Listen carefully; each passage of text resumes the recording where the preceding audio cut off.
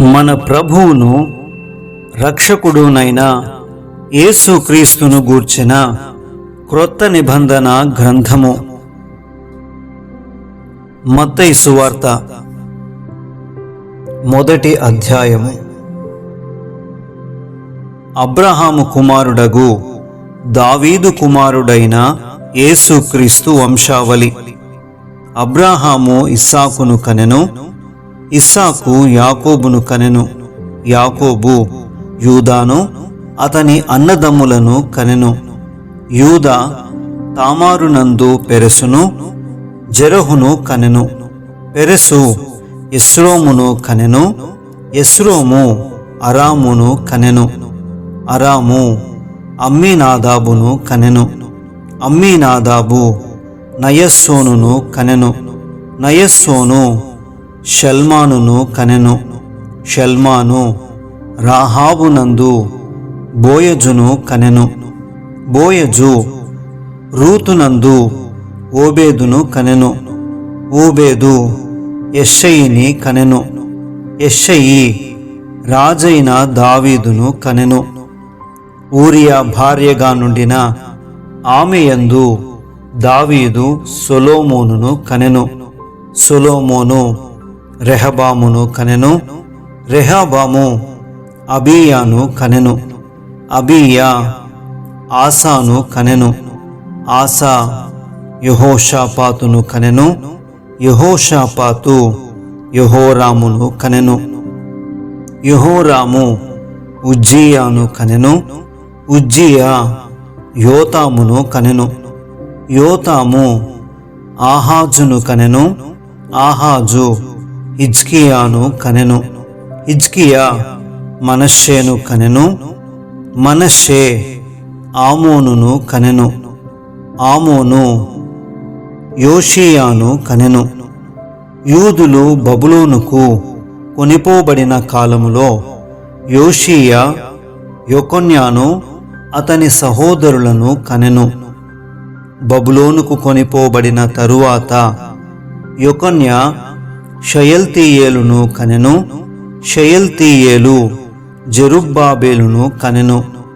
జెరుబ్బాబేలు అబీహూదును కనెను. అబీహూదు ఎల్యాకీమును కనెను. ఎల్యాకీము అజోరును కనెను. అజోరు సాదోకును కనెను. సాదోకు ఆకీమును కనెను. ఆకీము ఎలీహూదును కనెను. ఎలీహూదు ఎలియాజరును కనెను. ఎలియాజరు మత్తానును కనెను. మత్తాను యాకోబును కనెను. యాకోబు మరియ భర్తయైన యోసేపును కనెను. ఆమెయందు క్రీస్తు అనబడిన యేసు పుట్టెను. ఇట్లు అబ్రాహాము మొదలుకొని దావీదు వరకు తరములన్నీయు 14 తరములు.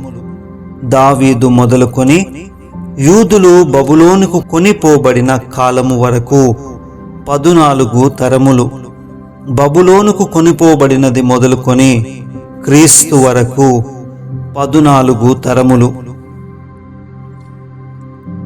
యేసు క్రీస్తు జనన విధమెట్లనగా, ఆయన తల్లి అయిన మరియ యోసేపునకు ప్రదానము చేయబడిన తరువాత వారేకము కాకమునుపు ఆమె పరిశుద్ధాత్మ వలన గర్భవతిగా ఉండెను. ఆమె భర్త అయిన యోసేపు నీతిమంతుడయ్యుండి ఆమెను అవమానపరచనొల్లక రహస్యముగా ఆమెను విడనాడ ఉద్దేశించెను.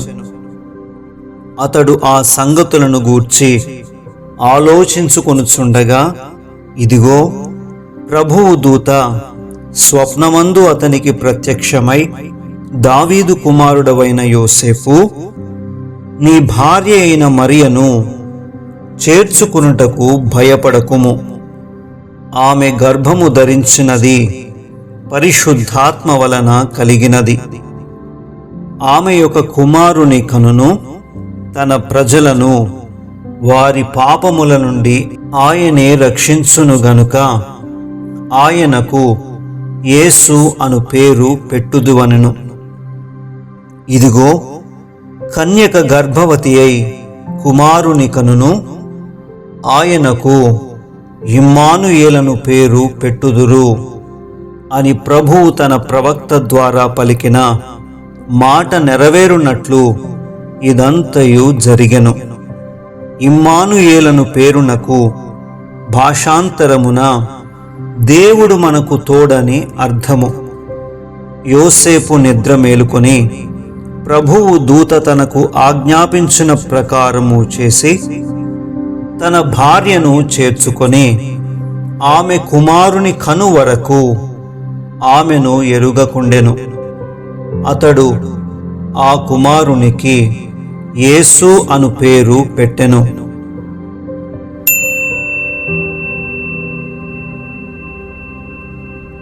రెండవ అధ్యాయము.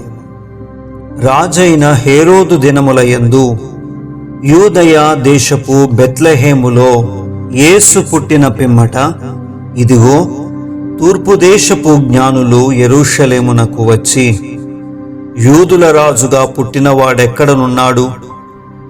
తూర్పు దిక్కున మేము ఆయన నక్షత్రము చూచి ఆయనను పూజింప వచ్చితిమని చెప్పిరి.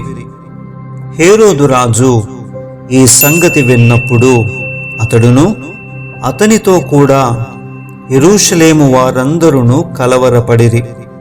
కాబట్టి రాజు ప్రధాన యాజకులను, ప్రజలలో నుండి శాస్త్రులను అందరినీ సమకూర్చి క్రీస్తు ఎక్కడ పుట్టునని వారిని అడిగెను.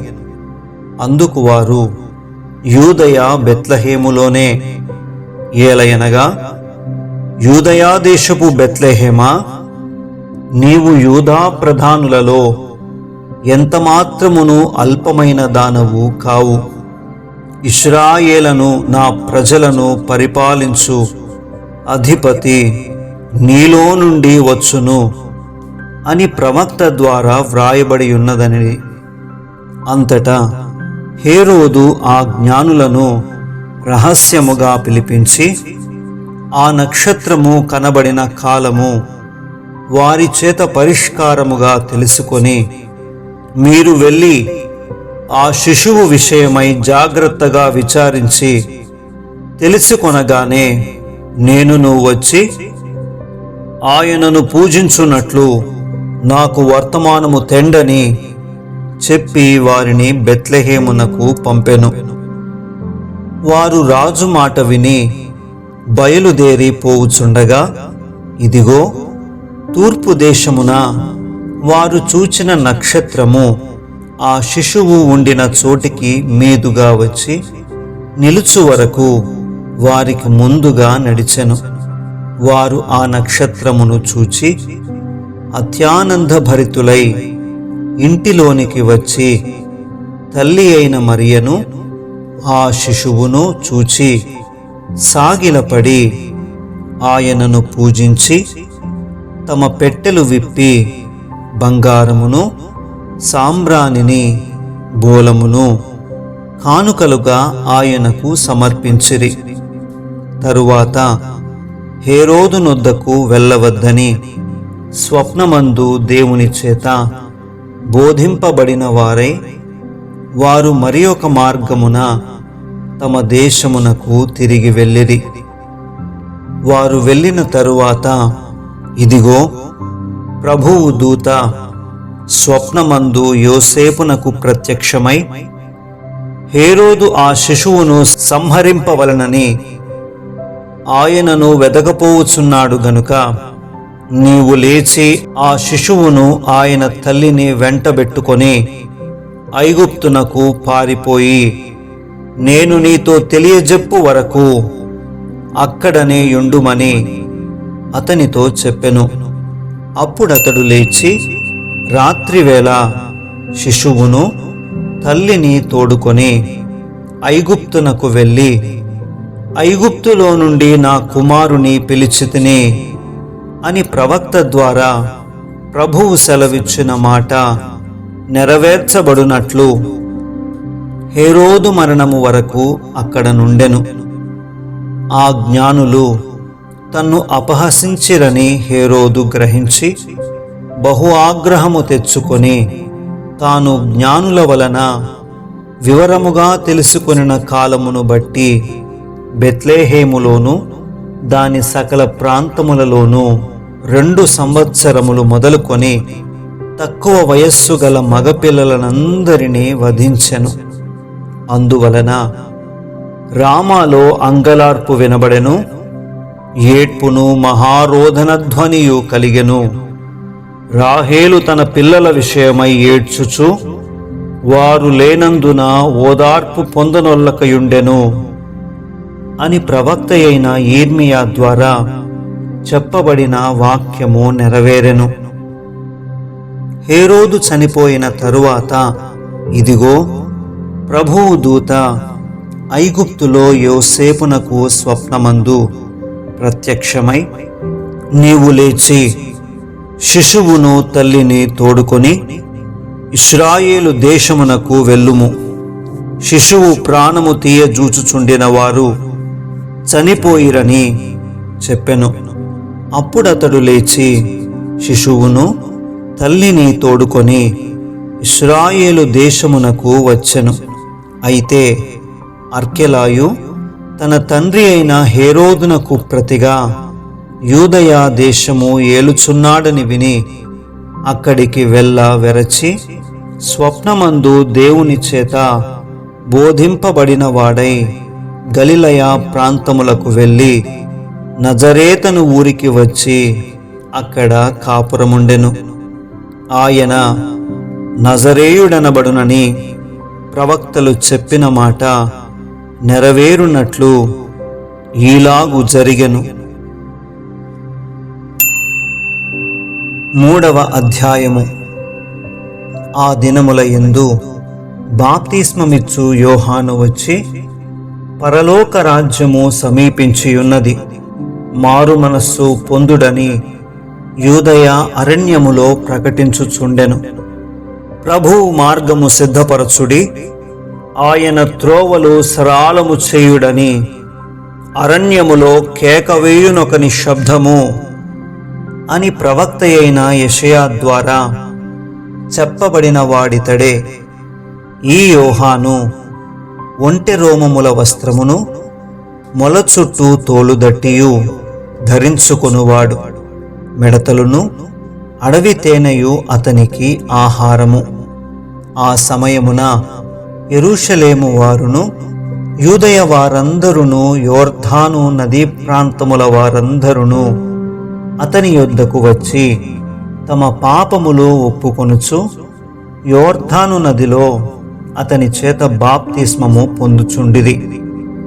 అతడు పరిసయ్యులలోను సద్దూకయ్యులలోను అనేకులు బాప్తిస్మము పొందవచ్చుట చూచి, సర్పసంతానమా, రాబో ఉగ్రతను తప్పించుకొనుటకు మీకు బుద్ధి చెప్పిన వాడెవడు? మారు మనస్సునకు తగిన ఫలము ఫలించుడి. అబ్రాహాము మాకు తండ్రి అని మీలో మీరు చెప్పుకొన తలంచవద్దు. దేవుడు ఈ రాళ్ల వలన అబ్రాహామునకు పిల్లలను పుట్టింపగలడని మీతో చెప్పుచున్నాను. ఇప్పుడే గొడ్డలి చెట్ల వేరున ఉంచబడి ఉన్నది గనుక మంచి ఫలము ఫలింపని ప్రతి చెట్టును నరకబడి అగ్నిలో వేయబడును. మారు మనస్సు నిమిత్తము నేను నీళ్లలో మీకు బాప్తిస్మమిచ్చుచున్నాను. అయితే నా వెనక వచ్చుచున్నవాడు నాకంటే శక్తిమంతుడు. ఆయన చెప్పులు మోయుటకైనను నేను పాత్రుడను కాను. ఆయన పరిశుద్ధాత్మలోను అగ్నితోనూ మీకు బాప్తిస్మమిచ్చును. ఆయన చేట ఆయన చేతిలో ఉన్నది. ఆయన తన కళ్ళమును బాగుగా శుభ్రము చేసి గోధుమలను కొట్టులో పోసి ఆరని అగ్నితో పొట్టును కాల్చివేయునని వారితో చెప్పెను. ఆ సమయమున యోహాను చేత బాప్తిస్మము పొందుటకు యేసు గలిలయ నుండి యోర్దాను దగ్గరనున్న అతని యొద్దకు వచ్చెను. అందుకు యోహాను, నేను నీ చేత బాప్తిస్మము పొందవలసిన వాడనై ఉండగా నీవు నా యొద్దకు వచ్చుచున్నావా అని ఆయనను నివారింపచూచెను గాని యేసు, ఇప్పటికీ కానిమ్ము, నీతి యావత్తు ఈలాగు నెరవేర్చుట మనకు తగియున్నదని అతనికి ఉత్తరమిచ్చెను. కనుక అతడు అలాగూ కానిచ్చెను. యేసు బాప్తిస్మము పొందిన వెంటనే నీళ్లలో నుండి ఒడ్డునకు వచ్చెను. ఇదిగో, ఆకాశము తెరవబడెను. దేవుని ఆత్మ పావురము వలె దిగి తన మీదికి వచ్చుట చూచెను. మరియు ఇదిగో, ఈయనే నా ప్రియ కుమారుడు, ఈయన యందు నేను ఆనందించుచున్నానని ఒక శబ్దము ఆకాశము నుండి వచ్చెను. 4వ అధ్యాయము. అప్పుడు యేసు అపవాది చేత శోధింపబడుటకు ఆత్మ వలన అరణ్యమునకు కొనిపోబడెను. 40 దినములు 40 రాత్రులు ఉపవాసముండిన పిమ్మట ఆయన ఆకలిగొనగా ఆ శోధకుడు ఆయన యొద్దకు వచ్చి, నీవు దేవుని కుమారుడవైతే ఈ రాళ్ళు రొట్టెలగునట్లు ఆజ్ఞాపించుమనెను. అందుకాయన, మనుష్యుడు రొట్టె వలన మాత్రము కాదుగాని దేవుని నోట నుండి వచ్చు ప్రతి మాట వలనను జీవించును అని వ్రాయబడి ఉన్నదనను. అంతటా అపవాది పరిశుద్ధ పట్టణమునకు ఆయనను తీసుకొని పోయి దేవాలయ శిఖరమున ఆయనను నిలువబెట్టి, నీవు దేవుని కుమారుడవైతే క్రిందికి దుముకుము, ఆయన నిన్ను గూర్చి తన దూతలకు ఆజ్ఞాపించును, నీ పాదం ఎప్పుడైనను రాతికి తగులకుండా వారు నిన్ను చేతులతో ఎత్తికొందురు అని వ్రాయబడి ఉన్నదని ఆయనతో చెప్పెను. అందుకు యేసు, ప్రభువైన నీ దేవుని నీవు శోధింపవలదని మరి ఒక చోట వ్రాయబడి ఉన్నదని వానితో చెప్పెను. మరలా అపవాది మిగుల ఎత్తైన ఒక కొండ మీదికి ఆయనను తోడుకొని పోయి ఈ లోకరాజ్యములన్నిటినీ వాటి మహిమను ఆయనకు చూపి, నీవు సాగిలపడి నాకు నమస్కారము చేసిన ఎడల వీటినన్నిటినీ నీకిచ్చెదనని ఆయనతో చెప్పగా, యేసు వానితో, సాతానా, పొమ్ము, ప్రభువైన నీ దేవునికి మ్రొక్కి ఆయనను మాత్రము సేవింపవలెను అని వ్రాయబడి ఉన్నదనెను. అంతటా అపవాది ఆయనను విడిచిపోగా, ఇదిగో, దేవదూతలు వచ్చి ఆయనకు పరిచర్య చేసిరి. యోహాను చెరపట్టబడెనని యేసు విని గలిలయకు తిరిగి వెళ్ళి నజరేతు విడిచి జెబూలూను నఫ్తాలియను దేశముల ప్రాంతములలో సముద్ర తీరమందలి కపెర్నహూమునకు వచ్చి కాపురముండెను.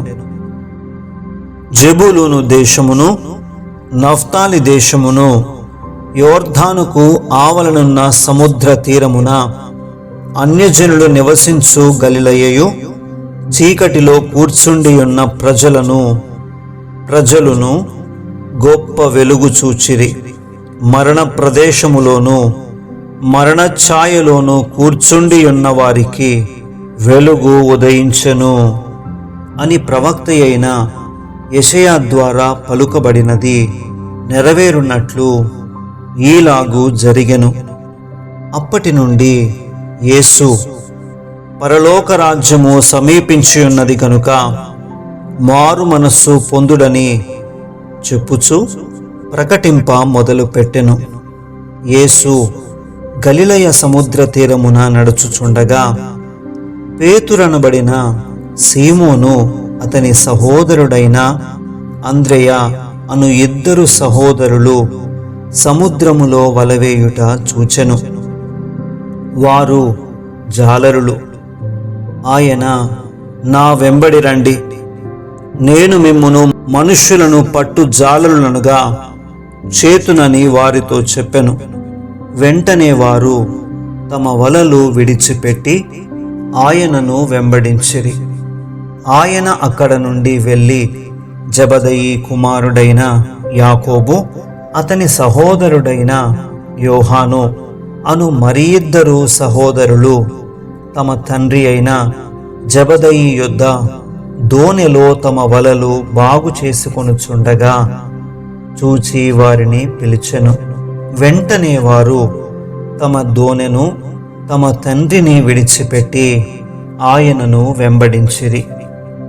యేసు వారి సమాజ మందిరములలో బోధించుచు దేవుని రాజ్యమును గూర్చిన సువార్తను ప్రకటించుచు ప్రజలలోని ప్రతి వ్యాధిని రోగమును స్వస్థపరచుచు గలిలయ యందంతటా సంచరించెను. ఆయన కీర్తి సిరియా దేశమంతటా వ్యాపించెను. నానా విధములైన రోగముల చేతను వేదనల చేతను పీడింపబడిన వ్యాధిగ్రస్తులందరినీ, దయ్యము పట్టిన వారిని, చాంద్ర రోగులను, పక్షవాయువు గల వారిని వారు ఆయన యొద్దకు తీసుకొని రాగా ఆయన వారిని స్వస్థపరిచెను.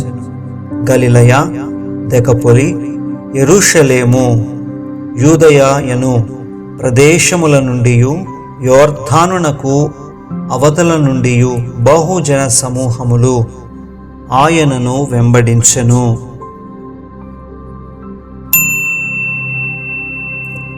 5వ అధ్యాయము.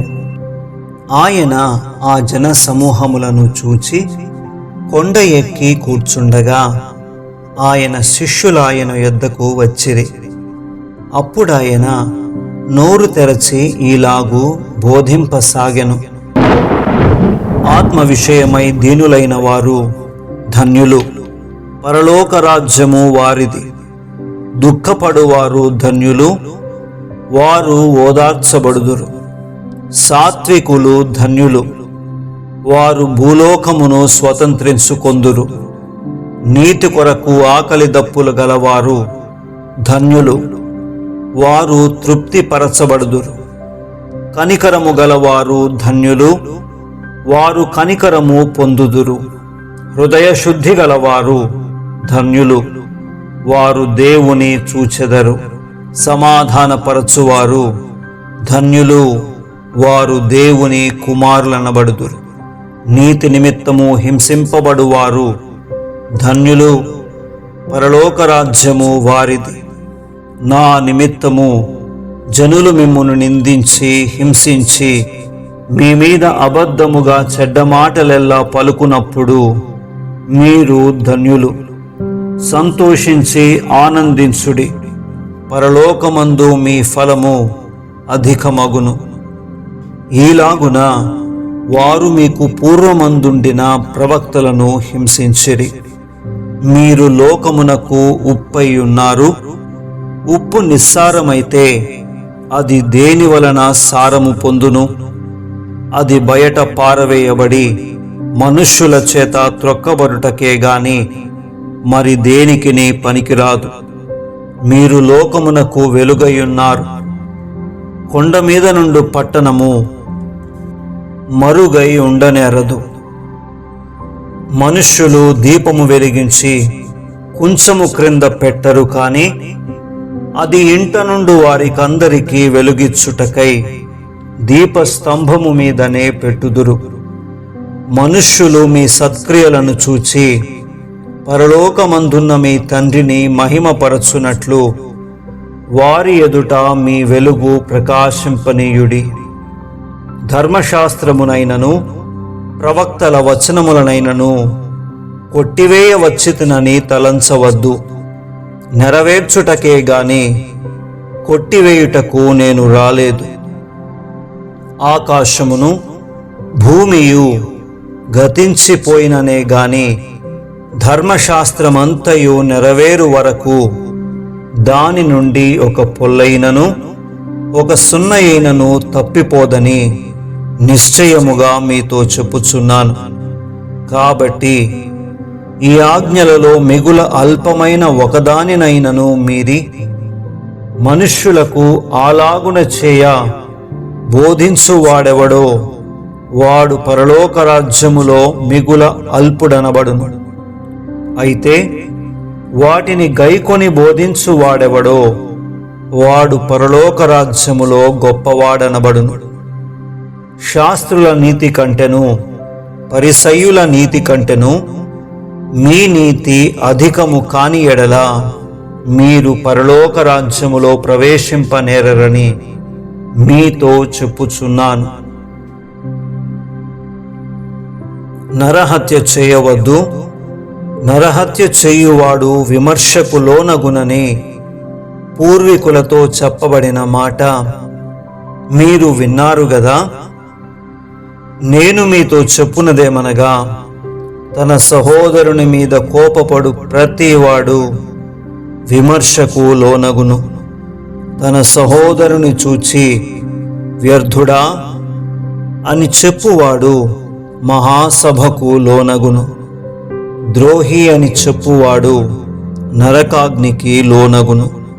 కావున నీవు బలిపీఠమునొద్ద అర్పణము నర్పించుచుండగా నీ మీద నీ సహోదరునికి విరోధమేమైనను కలదని అక్కడ నీకు జ్ఞాపకము వచ్చిన ఎడల అక్కడ బలిపీఠమునెదుటనే నీ అర్పణము విడిచిపెట్టి మొదట వెళ్ళి నీ సహోదరునితో సమాధానపడుము. అటు తరువాత వచ్చి నీ అర్పణము నర్పింపుము. నీ ప్రతివాదితో నీవును త్రోవలో ఉండగానే త్వరగా వానితో సమాధానపడుము. లేని ఎడల ఒకవేళ నీ ప్రతివాది నిన్ను న్యాయాధిపతికి అప్పగించును, న్యాయాధిపతి నిన్ను బంట్రౌతుకు అప్పగించును. అంతటా నీవు చెరసాలలో వేయబడుదువు. కడపటి కాసు చెల్లించు వరకు అక్కడ నుండి నీవు వెలుపలికి రానేరవని నీతో నిశ్చయముగా చెప్పుచున్నాను. వ్యభిచారము చేయవద్దని చెప్పబడిన మాట మీరు విన్నారు గదా. నేను మీతో చెప్పునదేమనగా, ఒక స్త్రీని మోహపు చూపుతో చూచు ప్రతివాడు అప్పుడే తన హృదయమందు ఆమెతో వ్యభిచారము చేసిన వాడగును. నీ కుడి కన్ను నిన్ను అభ్యంతరపరచిన ఎడల దాని పెరికి నీ యొద్ద నుండి పారవేయుము. నీ దేహమంతయు నరకములో పడవేయబడకుండా నీ అవయవములలో ఒకటి నశించుట నీకు ప్రయోజనకరము గదా. నీ కుడి చెయ్యి నిన్ను అభ్యంతరపరచిన ఎడల దాని నరికి నీ యొద్ద నుండి పారవేయుము. నీ దేహమంతయు నరకములో పడకుండా నీ అవయవములలో ఒకటి నశించుట నీకు ప్రయోజనకరము గదా.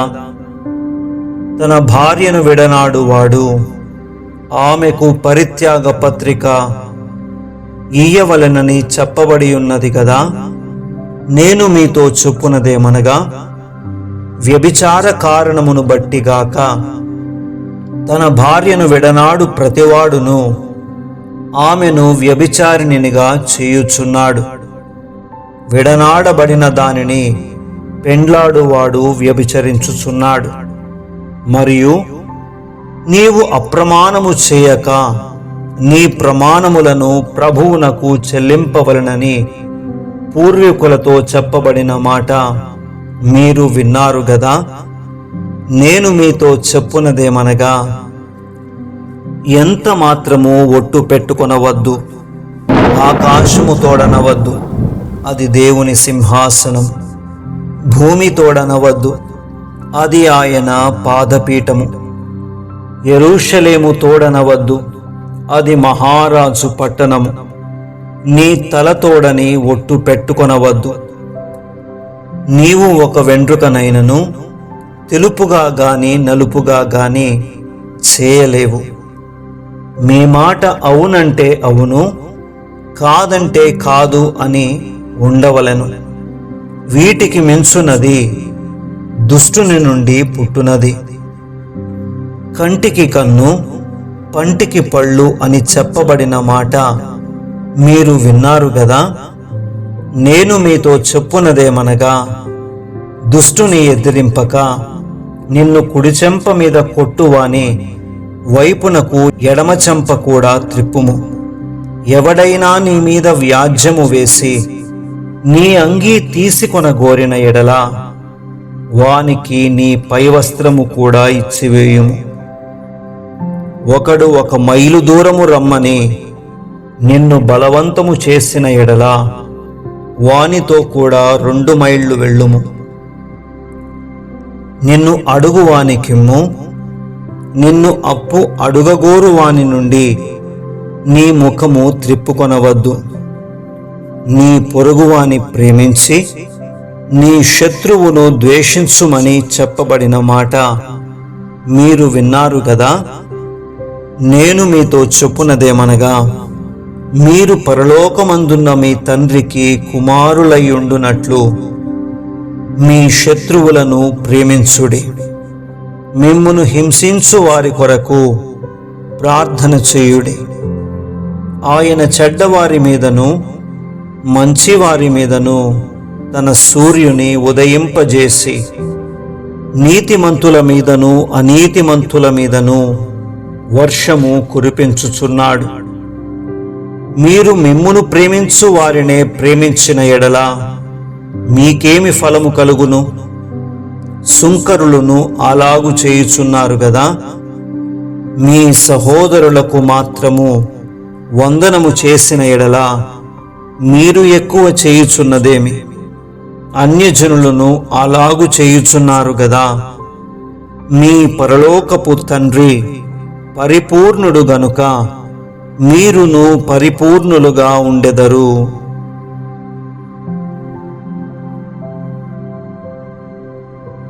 ఆమేన్.